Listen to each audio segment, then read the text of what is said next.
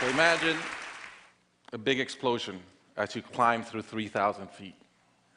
Imagine a plane full of smoke. Imagine an engine going clack, clack, clack, clack, clack, clack, clack. Sounds scary. Well, I had a unique seat that day. I was sitting in 1D. I was the only one who could talk to the flight attendants. So I looked at them right away, and they said, no problem. We probably hit some birds. The pilot had already turned the plane around, and we weren't that far. You could see Manhattan. 2 minutes later, 3 things happened at the same time. The pilot lines up the plane with the Hudson River. It's usually not the route. He turns off the engines. Now imagine being on a plane with no sound. And then he says 3 words, as unemotional 3 words as I've ever heard. He says, brace for impact. I didn't have to talk to the flight attendant anymore. I could see in her eyes, it was terror. Life was over. And I want to share with you 3 things I learned about myself that day. I learned that it all changes in an instant. We have this bucket list, we have these things we want to do in life, and I thought about all the people I wanted to reach out that I didn't, all the fences I wanted to mend, all the experiences I wanted to have and I never did. As I thought about that, later on I came up with a saying, which is, I collect bad wines. Because if the wine is ready and the person is there, I'm opening it. I no longer want to postpone anything in life. And that urgency, that purpose has really changed my life. The second thing I learned that day, and this is as we clear the George Washington Bridge, which was by not a lot, I thought about, wow, I really feel one real regret. I've lived a good life.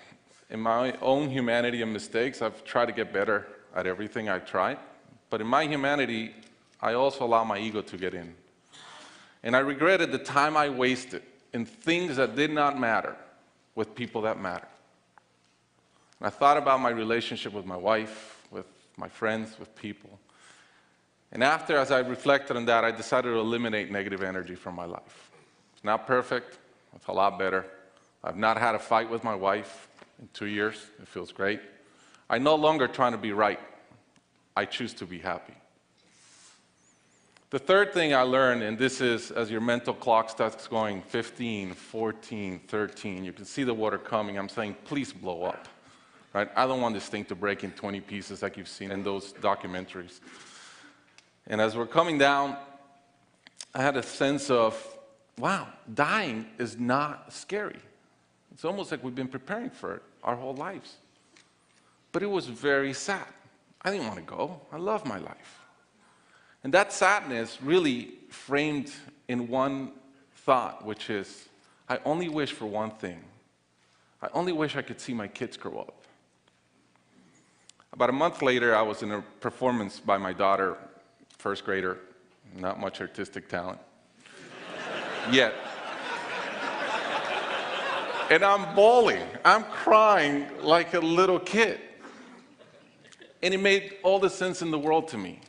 I realized at that point, by connecting those 2 dots, that the only thing that matters in my life is being a great dad.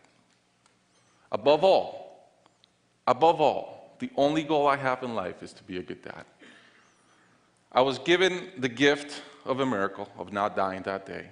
I was given another gift, which was to be able to see into the future and come back and live differently.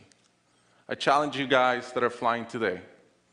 Imagine the same thing happens on your plane, and please don't. But imagine, and how would you change? What would you get done that you're waiting to get done because you think you'll be here forever? How would you change your relationships and the negative energy in them? And more than anything, are you being the best parent you can? Thank you.